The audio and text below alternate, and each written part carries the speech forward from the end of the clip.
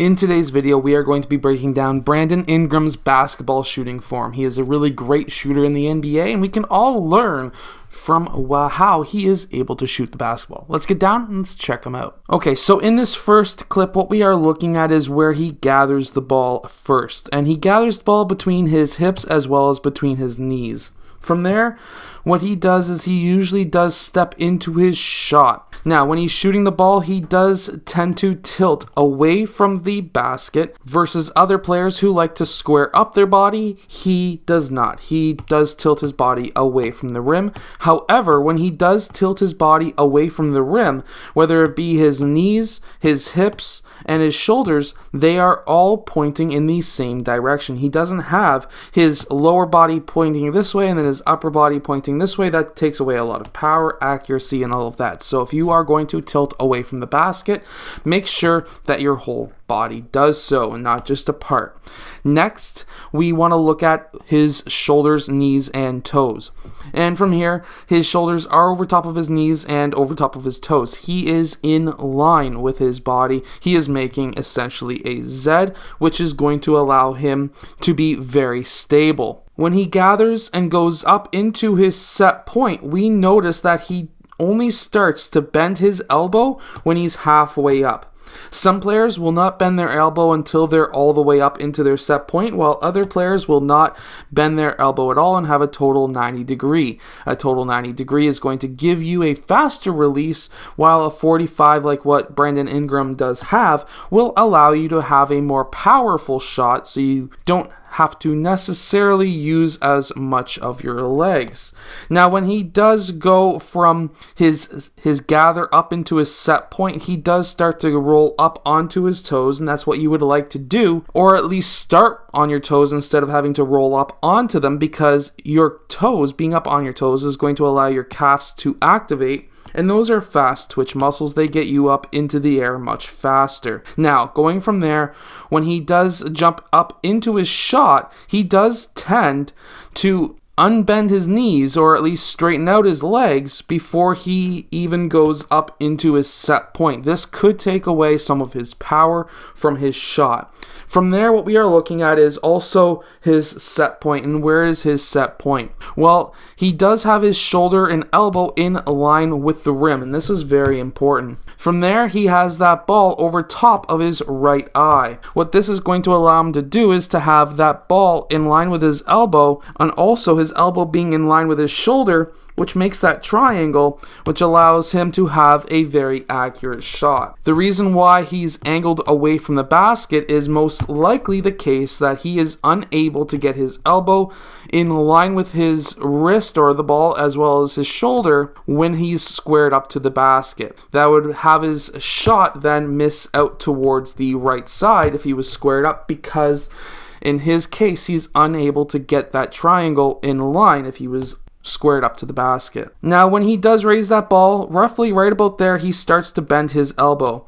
Now, the reason why this may be difficult for some players is because if you're raising your shot up into your set point and you start bending your elbow halfway through, if you start bending your elbow here instead of here, if you start bending your elbow here instead of here where he does, for example, then that could lead to a couple of inconsistencies, or those games where he only shoots 1 for 6 and things like that. So this could be an issue for yourself if you do tend to do that, or for him, but that is a very minor thing and not a major thing that should really affect your shot in the long term. He does have nice power follow through, so when he gets up into the air, as soon as he leaves the air, this set point starts to extend and take his shot, which is what you really want to see. And then he does release the ball right at the top of his jump.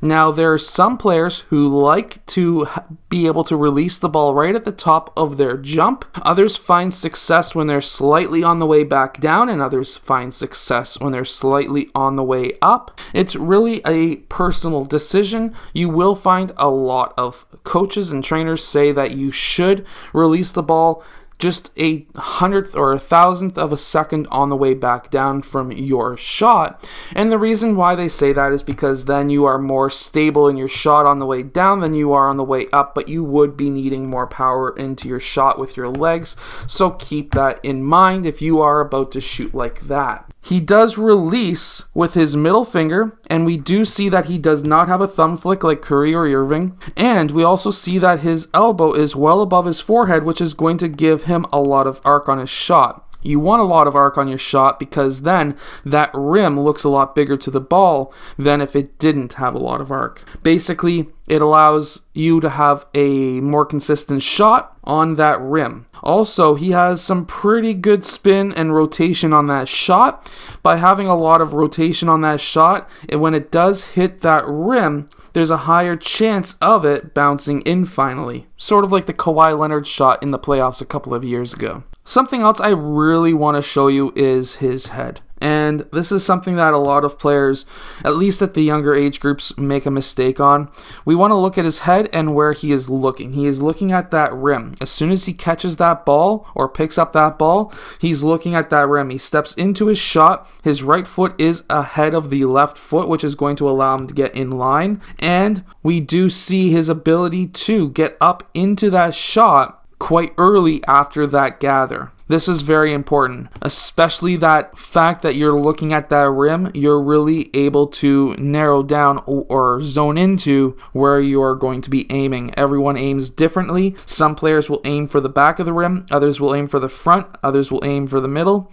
Personally, I aim for the feeling. And what I mean by that is, depending on the area of the court, distance of the court, you should know the feeling of what it feels like to get the ball in from that spot. And that way, when you do take a shot from somewhere on the court, and this does take a lot of shots, you literally need to take hundreds of shots a day to be able to get the feeling down. And by having the feeling down, you're going to be able to tell if that ball is in or miss by just the feel of you shooting that ball. And if you can chase the feeling of that shot, you will be a really successful basketball player. And the benefit of really chasing the feeling of your shot is going to be you will then know what to correct. If you feel the ball rolling off the right side of your hand, at that point you know, hey, my hand wasn't wide enough. I need to be able to have that feeling of that ball going off those two fingers, or maybe those two fingers, or maybe the middle finger, whatever it may be for your case. Anyways, I hope that this video has helped you become a better shooter. If it has, hit that like button and subscribe, and I'll see you guys again next time.